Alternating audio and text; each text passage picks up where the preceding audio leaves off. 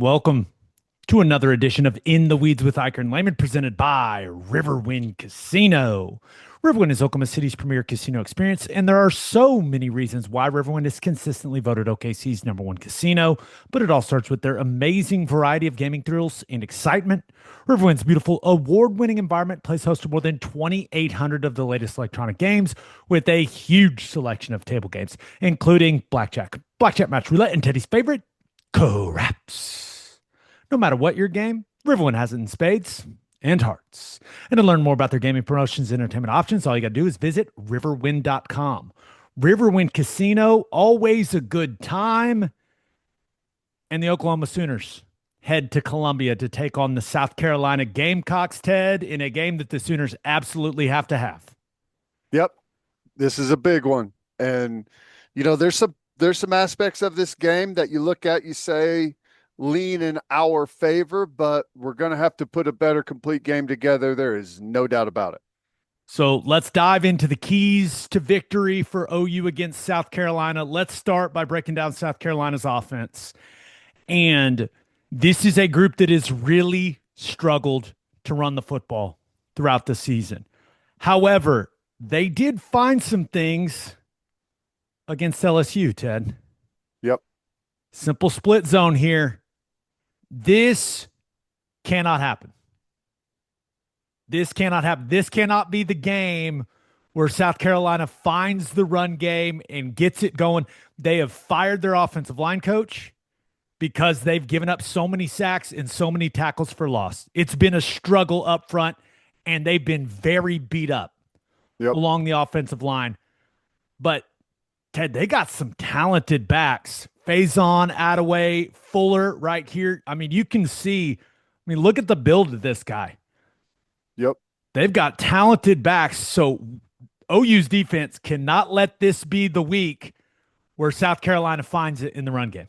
Yep. No doubt. They gash it, miss a gap, and he's off to the races, and he outruns for LSU right there, this whole thing is his fault, but that's a corner for LSU. They typically got some dudes there, and he outruns him to the goal line.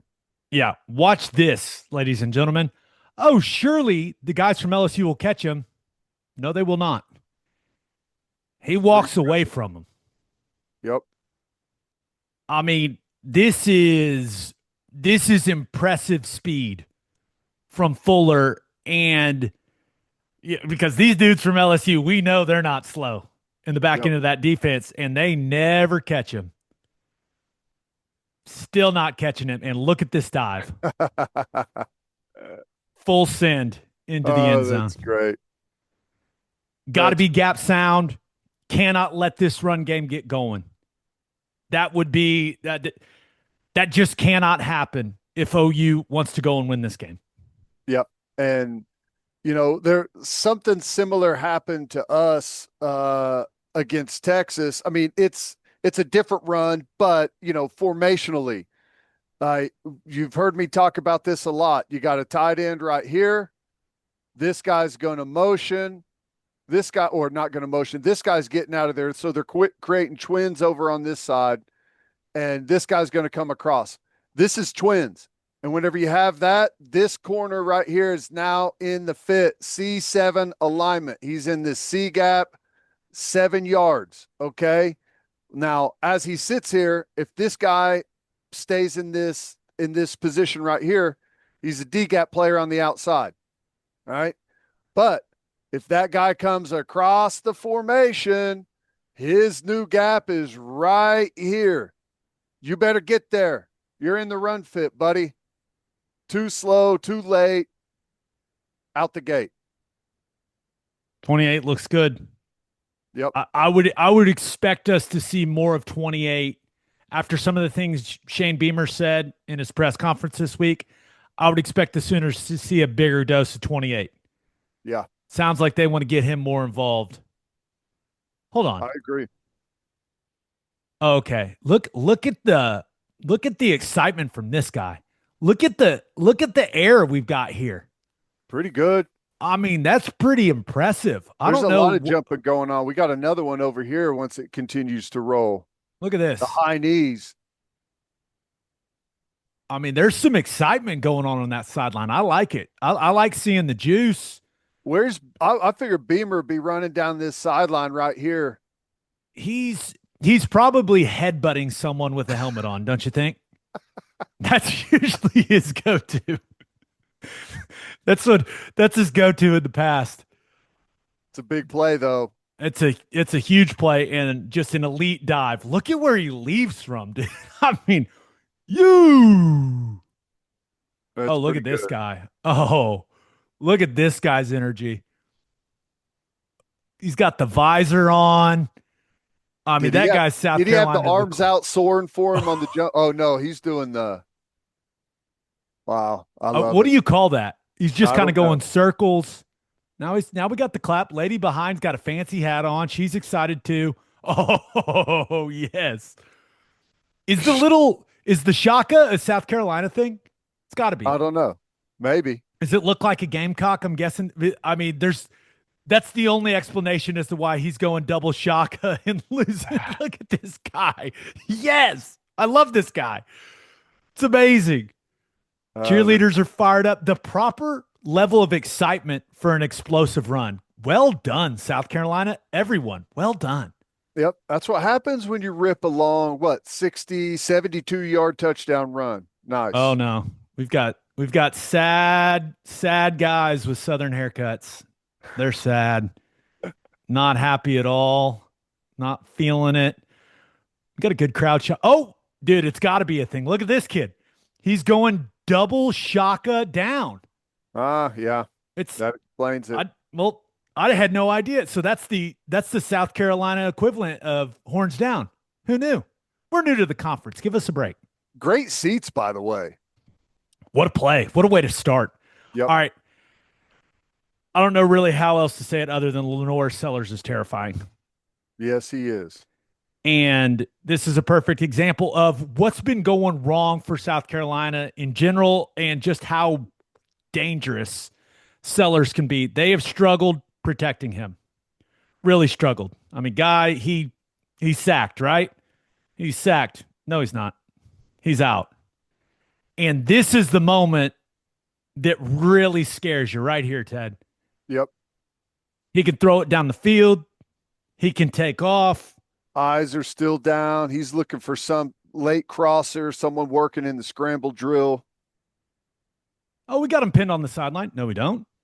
I mean, this guy, just look at him bounce off this tackle. Yeah, which Let, I was about to say. Like, this does not do justice how big he is. He's like 6'3", 6'4", 240 pounds. He's a he big dude. he is what they would call a unit, I Yep. believe is how the kids would put it these days. And this is a what it should have been a sack for -6, -7, and it's a 20-yard run. Yep. That cannot happen. And we saw the Sooners let Arch Manning out, right? Lose contain and let Arch Manning get out of the pocket against Texas. And he made some big plays, mostly with his arm. The thing that terrifies you about Sellers is in those situations, I mean, the guy can throw the ball a country mile and has elite speed, like running back speed at his size. It's just, you have to be very disciplined in your rush lanes. You have to minimize the amount of times he's in that spot right there. Yep. In a perfect world, he never gets there. That's probably unrealistic, but he is extremely dangerous when he escapes the pocket as a passer and certainly as a runner. No doubt. And critical moments. I mean, look at you got a minute and 15 left in the first half. You're trying to get a stop, limit it to a field goal. And now, before you know it, you've got, you had a good job on first down, got them at 2nd and 8. Now, all of a sudden, it's 1st and 10 from the 12-yard line with a minute 10 to go. You're in a totally different situation. It happens like that. Have to keep him contained as best you can. Can't let him get out of the pocket because if he gets out of the pocket, bad things are going to happen. Yep. All right. This is something that they run in a variety of ways, Ted, and they do it really well. And it's something that we have struggled with defensively at times this season. They are really good with boot. And just like the clip we just watched of him out of the pocket with options, they Instantly. create these scenarios a lot for him. Yep. Just a quick little ball fake, and he's instantly on the edge of the defense. And we're chasing people off. We're running to look for crossers. Dangerous spot to be in. Here he dumps it off quick, but he can also press that line of scrimmage with his legs. These and they do it from under center. They do it out of the gun. It will be more effective if they're able to get the zone running game going at all. But I imagine that South Carolina, with their offensive line struggles, that they're going to try to get LaNorris Sellers on the edge of the defense with the option to throw it or run it a lot. Yep. And he is right there, like in this situation. That is not where you want that guy to be if you're OU's defense. On the edge with the option to run it or throw it down the field. Yeah, you gotta stick to the different level routes, right? You got to get sticky in coverage here. And at linebacker, you got to recognize boot. At some point, the tight end ran right between the two linebackers, and we take a century to turn around and chase. Like this is his guy. He's supposed to be underneath this guy following that. And it takes us forever to recognize boot. And it's not like they've just killed people in the running game. So you've got to read your keys and be attentive to those things, or you're going to open up massive potential for big plays. Really accurate ball, puts it right on his body. He can catch it and run, doesn't have to throttle down at all. And then you've got a tight end. His last name's Dingle. What a name. Tight end out in space. And this is the one thing that stands out to me about their offense. Look at these body types at the skill spots. I mean, look at these guys. Yeah, that is a receiver. That is not a tight end. That and you're talking about this guy. Yeah. Look at this guy. Yeah. I mean, they have got some really impressive. I mean, look at 4. Yeah. They've got some really impressive looking skill guys. Yep, they do. And they can run. They've got them. They got them all over their roster. I mean, South Carolina looks like an SEC team. Big, gigantic guys, all position groups across the field. I don't even know who number 4 is. Like, I'm not even sure who this guy is. He kind of looks like he's a quarterback with the way he's got the towel, he's got the sleeve, he's got the arm. I don't know if he's a quarterback, if he's a running back. He's definitely not a running back. A receiver, a tight end. I don't know who that is. He's listed as a defensive back, Vakari Swain. Well, apparently he can play offense too. Yeah, I don't know. He looks like an athlete. I know that. But that is, once again, he's Sellers, their punt returner. Sellers out on the edge of the defense with the option to throw it or run it. I expect them to get to that in a variety of ways. And it's scary, man. When you consider the type of athlete he is, it's a scary situation. All right, this next play. Gotta be disciplined. Can't do that. Can't give them free plays. It's 3rd and 14. Yep. Have to be intelligent. Have to have a high football IQ. But that's only part of this play, right? So they get the free play. But Sellers, when he has a clean pocket like this, when he has time, which he has not had a ton of this season, this dude can throw it a mile on a dime. He's got time. He can step into it, Ted. Look at him launch this ball. Yep. And this is what worries me. Touchdown. We've seen it. We saw it against Auburn. We saw it against Michigan to a degree. Just the one-on-one rail shot 50-50 ball. We just pointed him out in the previous plays, throwing that to Harbor, who's 6'5", 230 pounds, and Olympic level speed. This is Jacob. This yeah, one's to that's not him. Jacobs. This is Jacobs, who can absolutely fly, but they've got two guys that are absolutely burners. Yep. Harbor and Jacobs, 8 and 19. Guys can fly. Got the free play. Nice clean pocket. We're in the That's coverage we want. We're like in cover 4. We're bailing out of here. We got safeties deep and everything. And speed kills, man. Just give him a shot. He's in phase right there, but put the ball out there and let him go make a play. could not throw it anywhere better. Woo. Great ball. They've got speed. I would assume, I'm going to keep calling it this. I would assume they run the Cam Coleman play a couple times. Yep. With the struggles that they've had holding up along the offensive line, with all the pressure that LaNorris Sellers has been under this season, there's going to be a couple times where they just say, all right, guys, we've got the coverage we want. Can you run by a corner from Oklahoma? Try. And they got guys that can absolutely go. And Sellers throws a really nice deep ball. So that's clearly a key to victory in this game. Last thing, looking at South Carolina's offense. Now they have to get, they've had their issues with the run game. They've had their issues protecting Sellers, so they've had their struggles being dynamic in the passing game. One thing that has stood out to me that has been a strength of their offense, Ted, they're a pretty dang good screen team. Creative ways. They'll get to it out of two back. They'll get to it with multiple tight ends on the field. They do a nice job of trying to draw your eyes to a certain thing offensively and then throwing a screen back the other way. Yep. I mean, look, they're trying to, hey, we're throwing the swing screen. No, we're not. We're running the screen. And this is exactly it. You can't set it up any better than this. That's right. You got your running back out in space all by himself. You cannot wait on the screen. I think that backer recognizes it. I mean, everything at linebacker is reading your keys. And if you go back to the beginning, like if you're keying this back, this is now your key, right? Because this guy, he's gone. That's no longer your key. You're keying this back.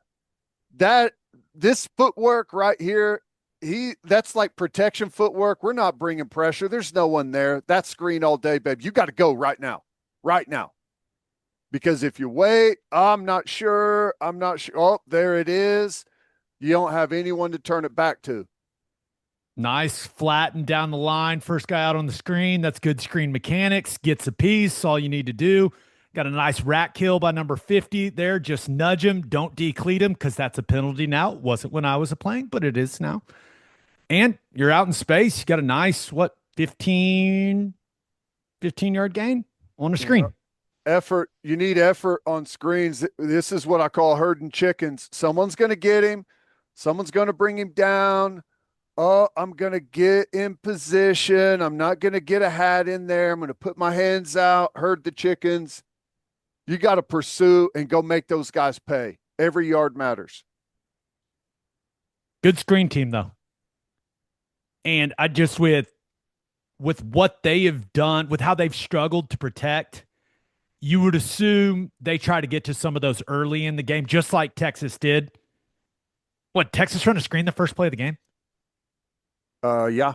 Like 2 of the first 3 plays of the game. They're going to try to get to it early to try to get into OU's defensive lineman's head. Like, hey, slow down, guys.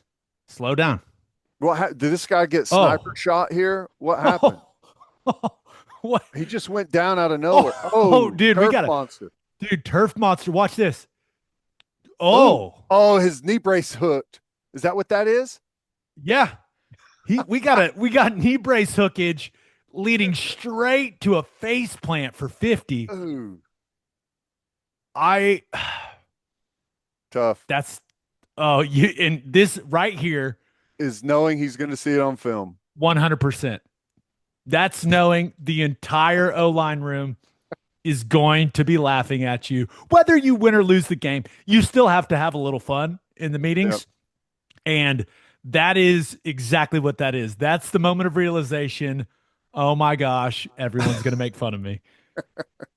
Uh, Amazing. Oh, we're up. We're good. We're good. That's so I'm so glad you saw that. That's amazing. All right, let's look at some of the things, some of the keys to victory for OU's offense versus South Carolina's defense.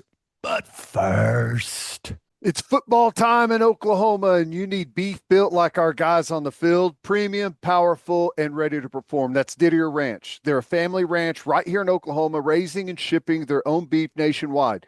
Steak burgers, premium ground beef, and they hand deliver next day to the Oklahoma City metro and surrounding areas. Norman, Moore, Edmond, Yukon, right from their ranch to your doorstep, faster than the Sooner Schooner after a touchdown drive. Premium beef delivered. Visit DidierRanch.com and taste the luxury of tradition. getting thirsty breaking down this film? Are you tired of boring water? Are your electrolyte packets too salty or full of sugar? We've all been there. That's why we'd like to introduce y'all to Trevi. Trevi is Oklahoma's hydration company that's full of flavor and electrolytes to keep you hydrated throughout the day. Whether you're tackling a wide receiver, that lingering house project, or your daily workout, you need to be hydrated.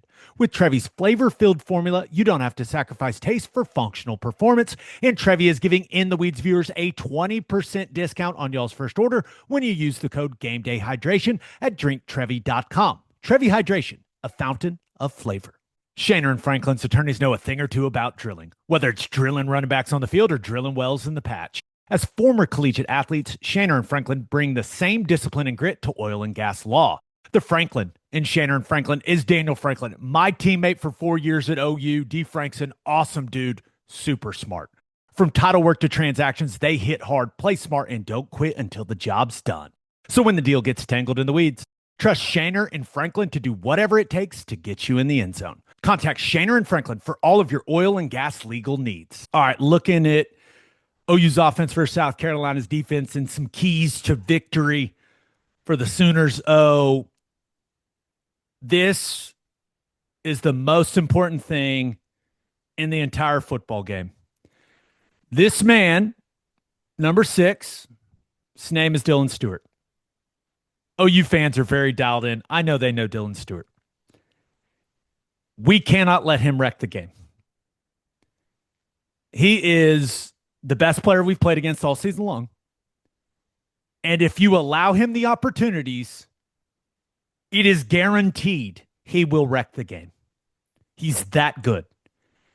And whether Derek Simmons can play, a hobbled Derek Simmons can play, or it's Luke Baklenko at right tackle, he's going to line up over our right tackle 99.9% of the time. And those guys cannot block him one-on-one in pass protection. It's no disrespect to those guys. If Simmons was healthy, I'd feel a little better about it, but he's going to be playing banged up if he plays. You have to help those two guys. Whether it's a tight end chip, which then the right tackle has to set for the chip. It's a running back chip, or just keeping a tight end or a running back in and double teaming the guy. You got to do whatever you can do to make sure he does not wreck the game, because he can change the game with one play. And if you're going, oh man, is he being a little dramatic?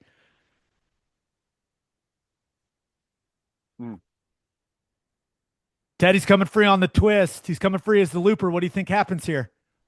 I think he kills the quarterback. Sack, strip, fumble, doesn't get on it, scoop and score. Woo. Everyone wants to tell you South Carolina destroyed Kentucky, right?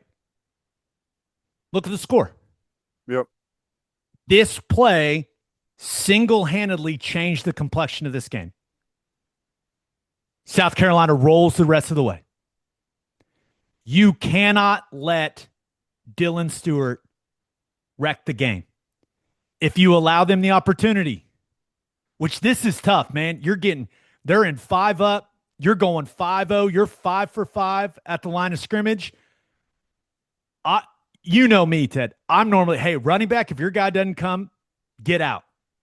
That is not how I feel. running back, if your guy does not come, stay in and find number 6 wherever he goes.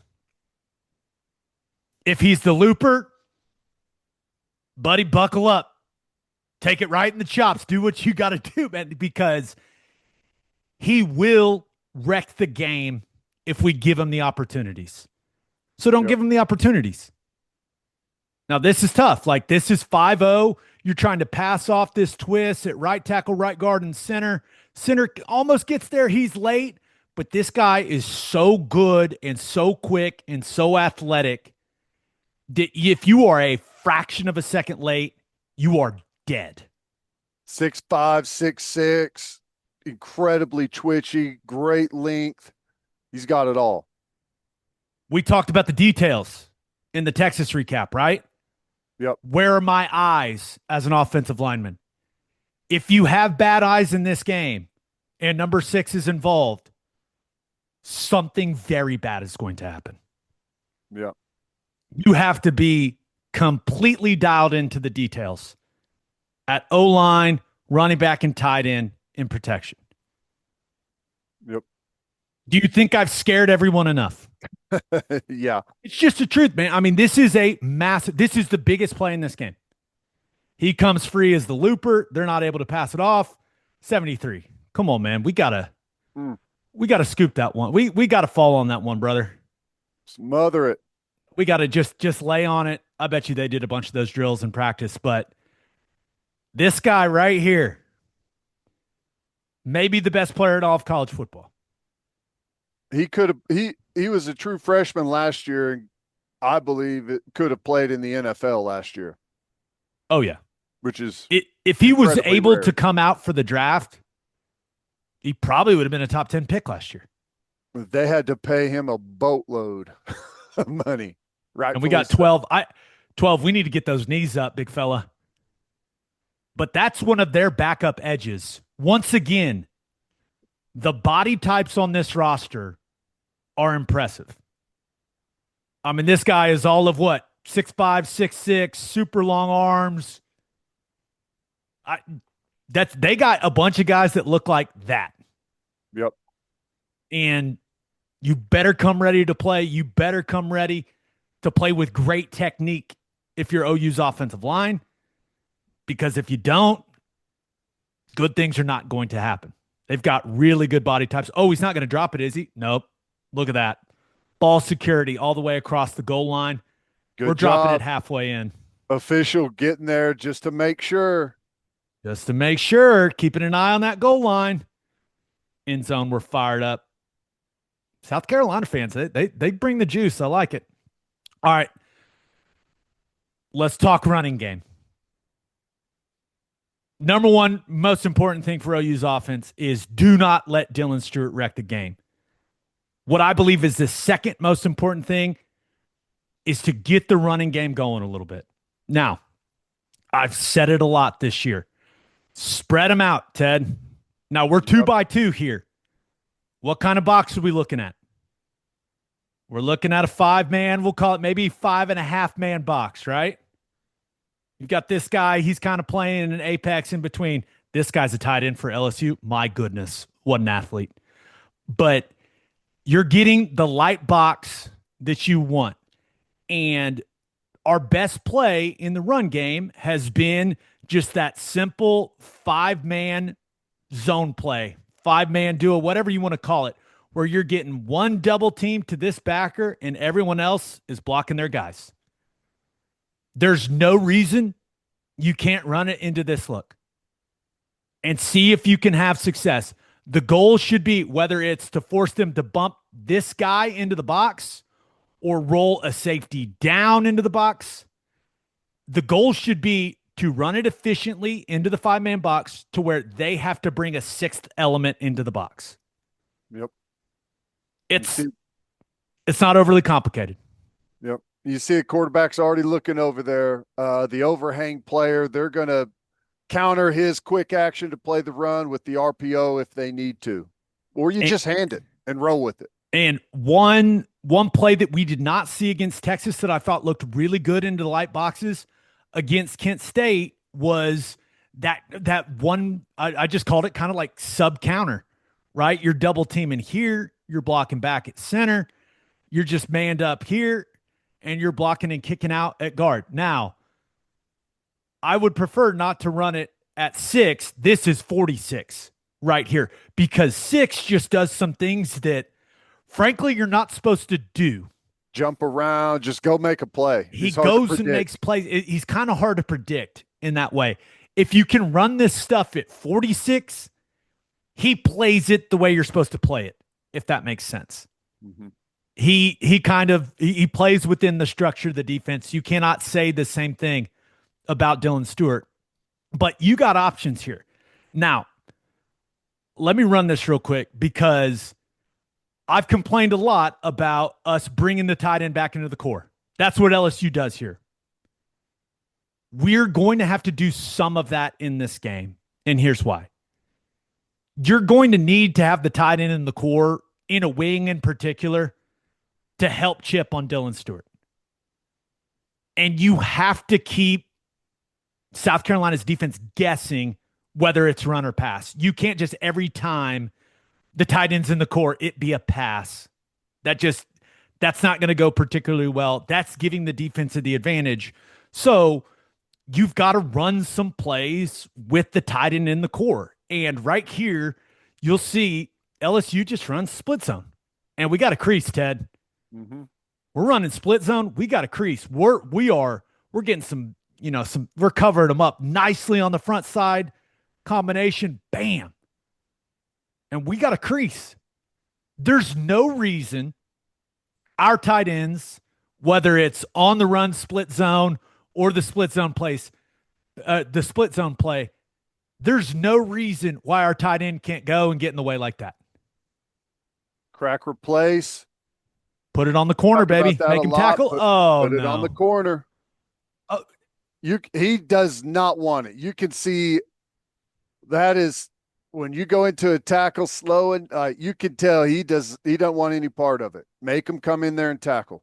But you can get to a variety of runs, right? You can get to just what they're running, right? This is the on the run split zone play where you're zoning to the left. You got the split action back to the right. You can build off that play, right? We've seen it. We've seen where Canick's coming back and he bluffs that in. And we get out to the alley. Mateer keeps it. He's coming around this way. Now, do not run that play to 6. No. Run it to 46 because 6 is going to swim Canick and make the play in the backfield because he's a special player. But you've got all kinds of things that you can do with the tight end in the core, but set the tight ends up for success. We're talking split zone where, hey, it's just go get in the way, man. And then one thing I would like to see is just, hey, whether he's on the move or he's lined up here in a wing is run zone insert. We've got our combination here. We're just out. We're man on the back side. And this guy is just inserting on an inside backer. Simple stuff, man. I mean, simple stuff where our tight ends are matched up on backers or safeties. They cannot block the edge guys. 1-on-1 for South Carolina, especially 6. It's going to go terribly wrong. So don't ask them to do it. I've said it a lot this year, but especially this week, this is the best group of edge guys we've played. It is. Big, physical, great length. They got 4 guys that just can play and 1 guy that is an absolute monster. So put them in positions to succeed, like even the counterplay, even the GY counterplay. If you're running it, we're double teaming. We're taking it back here. We're blocking back. We're here. Hey, first kick out puller. If that's number 6, good luck. He's going to try to jump around it and make the play in the backfield. And then you've got your second puller coming on that front side backer. But get the tight ends. They have to be in the core some because you can't just pass it every time that they're in the core when they're helping in pass protection against Dylan Stewart. So you got to get some runs going. I am I making sense? Yeah. I know I'm completely going against what I've been saying lately, but you have to have the tight end in the core in this game sometimes to help the right tackle. And if you have to have the tight end in the core for that, you have to have some runs when you're in those formations. Yep. Well, and this is a this is a great action to run play action off of because it'll slow down that edge guy a little bit. Exactly how's he going to fit off of it? Boot him, give him some different looks instead of, just some straight drop back stuff is going to be difficult. We're up to the corner untouched, Ted. Surely he'll make the tackle. No, he won't. He's a corner. This play goes exactly the way LSU wants it to. Yep. You got cut off on the backside. You got a nice little stretch on the double team on the front side. We're on the backer. We force the crack replace for the corner play. Hey, let's see if the corner can tackle. He does not. We got some speed, man. What do we think? You're our sprint expert. What are you thinking of LSU's guy? That's some pretty good leg drive right there, Ted. Good leg drive, good lift, good knee lift, arms pumping. Looks good. I think that's their third string running back. I like it. They get him eventually. What's Venture Global? I don't know, but I like going for the football there. Tomahawk chop. Yeah. Boom. Oh, went over the shoulder pad. Good ball security. First down. Huge play in the game. All right. They are not lined up the way that I think they will line up the majority of the time on this play, but I continue to believe spread them out to run it. Spread them out to run it. Now, typically, you're going to get a 5-man box. Act like that guy's not there. And he's going to be somewhere over in this area. And that's what it's going to typically look like. And we don't need to go through them all again, but hey, those 5-man box plays where you've got one combination, everyone else is on their guy, like cover them up and let Torrey Blaylock or whoever go be an athlete and get some yards. We saw the team have success on those plays against Texas, and I don't think there's any reason why they can't have success against South Carolina with the same thing. And one of the main reasons I think that is we just watched LSU do it, who has struggled to run it. Now, Vandy can run the dang ball, but watch Vandy's O-line. I mean, we're covering up. Now, that linebacker is coming downhill and bringing some punch, but hey, we're covered up. You talk about it all the time, Ted. They are not building the wall. Nope. That is not there's no wall built. We got guys all over the place. And we got creases. And if Vandy can do it, why the hell can we not do it? Look at this double team. Look at this double team on 33 right here. This is the stuff that gets me going. This is what it looks like right here. Watch them take this guy and put him on his back. That is what it looks like. Good. That is what it looks like. Down here by the wideout, getting up to the secondary. Get in the way long enough to give your guy a few yards of space. Look at the speed on 41. Look at those legs go. Whoa. Not a very long leg guy, but that's quite the turnover, Ted. Yep. That man is running. He is running fast. And this is bad defense from South Carolina, but because you got two guys playing the quarterback. We got 46. We're bringing nickel pressure. I have no idea why 46 just doesn't go and tackle the running back right now. He's playing the quarterback too. We got two guys playing the quarterback, Ted. We don't need two guys playing the quarterback. We need someone playing the running back. Turn it all back to the blitz. Easiest thing in the world. Well, that's not what he does. And there is a crease. That's the Pavia effect. I don't know what happened in this game. Maybe he hit him on a couple of runs already. And that's what happens when the quarterback keeps it. Guys start wanting to do their own thing. One thing I like about 4 here, great wide receiver blocking turns good runs into massive runs. Yep. But when he's out of your frame, let him go. Let him go. Yep. Don't get a hold. Fight the good fight And when he's out of your frame, let him go. 41 can run. Meow. Now that corner gets up to speed and accelerates really fast. Once again, height, weight, speed, body types. South Carolina's got those dudes all over the field. Run it back. Watch how fast he goes from zero getting blocked to 100 miles an hour.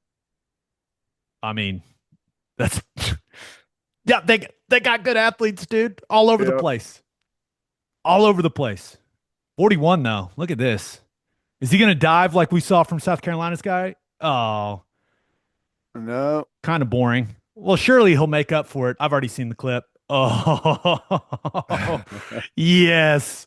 Was Look at that the river dance or something? I'm not sure, but my man is getting it. That is fantastic. That's what's called having a plan when you get to the end zone, buddy. You think They he's must practiced be that one? either that or they're playing Cotton Eye Joe in the stadium right now, and he's just dancing along with it. One critique. We're spinning the ball. Dude, we got to get the ball away from the ankles if you're going with the fancy footwork. That could have been right there, could have been disastrous. Yep. We're stepping on the football. We're doing oh no. Oh yeah. Oh, then he's going with the crazy knees. I mean, this man, oh, there's Pavia. Pavia's like, all right, dude, that's awesome. Get to the sideline. All right, let's go. That's enough. That's enough. Let's go. Even this guy's like, hey man, that's pretty good.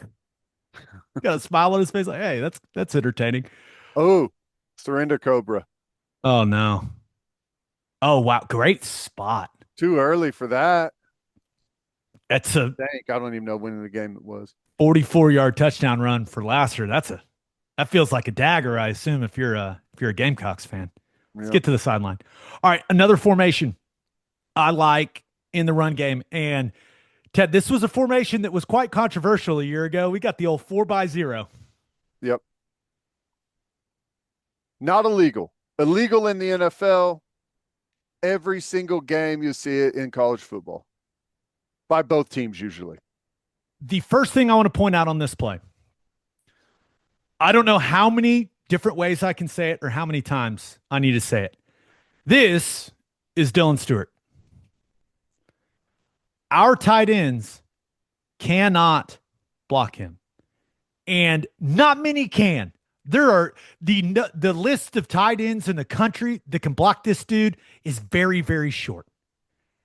And this is what happens when you try to block him with the tight end. It's not going to go well. It's just not going to go well. So don't do it. It's not going to go well. What if I told you this run gets out though? We've got 2 missed tackles and we're out. That's our guy, Bauer Sharp, trying to block him. Correct. That is Bauer Sharp trying to block him. Now, I want everyone to imagine this. I don't like the matchup at the point of attack, right? With Stewart and our tight ends. But you move them off the ball into a wing. You adjust the receivers accordingly. Let's get everyone eligible, or as many guys as we can. And we are running run game to the boundary. In a perfect world, yes, you'd love to have a bunch of run game to the field with a bunch of space. That is DQ Smith, a safety playing inside backer. Ted, the guy you just circled. Yep. So whether it's, we're running GY counter, we're here, we're pulling, where our kick out pulls on this down guy. Remember, he's in a wing back here, so we're running GY counter like that to the boundary. Better matchup than blocking 6. Yes. Right here, you're just reaching and hinging as a tackle. Just get in his way. Just get in his way. That's all you got to do. You can do a lot of QB run game stuff. I don't know how comfortable we're going to be running John Mateer. I hope very comfortable because remember, you're moving Bauer Sharp back here into a wing. All you got to do, hey, speed option to the boundary in an important third down situation. That's not something you want to run a ton of, but an important third down situation, whether you're just going to zone this guy, you're going to zone here, this guy's going to come play ball and you're pitching off him. Easy. It gets even easier, man. How about just a little QB zone? We're zoning front side. We're comboing. We got a lead blocker with the running back. He's coming through too. We're zoning. We're running away from Dylan Stewart. It's simple stuff, man. Get in 4x0 is what I call it, and run it to the boundary. You don't have to do a ton of it, but in key situations, it gets you a look that is very advantageous to the offense. Yeah. You run that little, he catches it, fake toss, and then follows a puller around. You can do all kinds of stuff. QB run game to the boundary out of this formation, this 4x0 formation is really good. I'm assuming, hey, with how much we ran him against Texas, like I'm assuming we're all good with running him. So this is clearly a formation that if you get to, you've got a nice advantage from a numbers perspective, and not only a numbers perspective, but anytime you're running it and the front side guy at the second level is the safety, sign me up, dude. Sign me up. So nothing overly complicated here from LSU either. I mean, they're just running zone. It goes very poorly on the backside, as expected. We got a broken tackle. We're running through arm tackles. Ooh, 78. Look at this. Just mauling him all the way into the deep middle field safety. We got to, hey, that's what happens when a DN comes inside and tries to play with the big boys. Ooh. Double pancake. 78. That is fantastic. And we're out and we're in space. We've seen multiple explosive runs against this defense. Now, that one, 78, is mauling that dude off the ball. But the other ones, you're just looking at it. It's like guys are covering people up for the most part. There's no reason, if you are smart with your formations and spread this team out, like there's no reason that you can't have some effective runs in this game, in my opinion, Ted. I agree. That guy's from Oklahoma City. That different conversation for a different day. All right, last play. We have played in empty a lot. I think it's fair to say that John Mateer has played his best ball in the passing game in empty. And that's not the biggest surprise in the world, because when you go empty and you spread a team out, it's hard to disguise things from a coverage standpoint. But let's take a look at how this goes at the right tackle spot for LSU. That is Dylan Stewart, and the ball, what's he throw it? Catches the ball 1, 2. He's being hit in 2 seconds by Dylan Stewart. So I don't know how much empty we're going to get to, Ted. Right.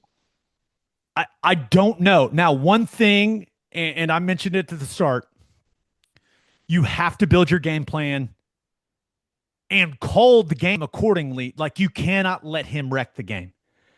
So one thing that I think will be very, very important, because you're going to get to some empty, but if everything is equal, typically you see teams take their pass protection, their 3-man slide to the field in college. You see it a lot.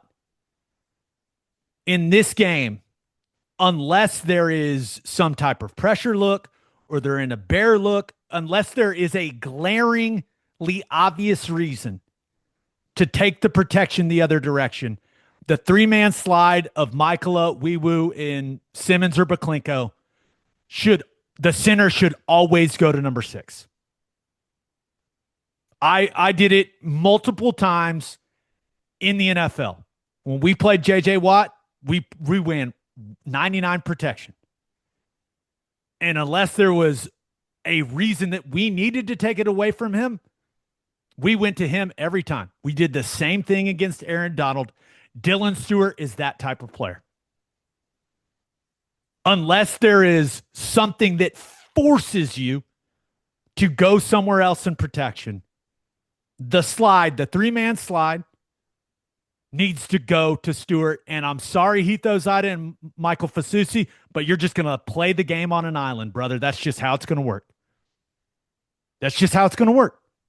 And I expect those guys to play at a high level. And Fasusi's going to have a big challenge on his hands with Brian Thomas. The guy's a really good player. Yep. But you cannot let six wreck the game. This is a tight end out here. You can also get to empty with him in a wing right there to where he's chipping and then getting into the route concept. I mean, there's multiple ways to get to empty where you can help yourself out. You can also, spread them out and just attack them on the line of scrimmage with easy things and try. Like, to me, we need to extend our running game with the short passing game. Like, whether that's bubbles and tunnels, that's one way of doing it, but just quick outs, slants, double slant, get the ball out instantly for the quarterback, and it's as good as a run. Something that pre-injury Mateer was very good at was attacking the middle of the field and underneath zone coverage. I'm here to tell you, I do not think that's a strength of South Carolina's defense. I do not think that their linebackers do a nice job of attaching to guys in underneath zone coverage. And it's not easy, but I've seen several teams attack them that way. And just the reality of it for us in the passing game is Mateer has to play quick, but not in a hurry. Yeah. That clock in his head, you need to stay calm, but that clock in your head better be sped up because number 6 is coming. He just is. And I think, like you said, Ted, quick passing game in the middle of the field to Canick, Burks, Satania, like find those zone windows. I think you can just, and this is something we talked about a year ago when they had Kennard on the other edge. Sometimes just catching it, looking to safety one way and throwing it as far as you can the other way is a great way to eliminate Dylan Stewart as a pass rusher. Yep. So I'd like to see us just throw some go balls down the sideline and see if guys can go make plays against these South Carolina corners. But this is terrifying and encouraging all in the same play. Dylan Stewart gets there in, I don't know, we'll call it 2.2 seconds.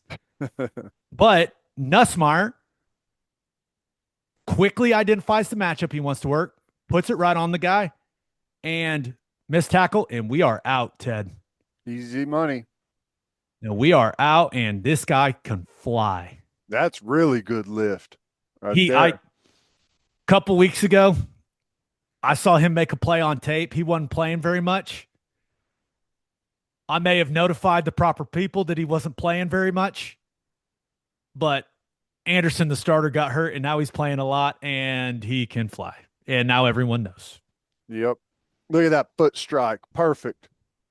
Doesn't drop it before the goal line. Very important. But this is not overly complicated, right? You're an empty. 1-2, ball's out. I mean, this is the Tom Brady special right here. It's not overly complicated. It's actually the easiest thing in the world. That's what's great about empty. But Mateer, the thumb was not the issue against Texas.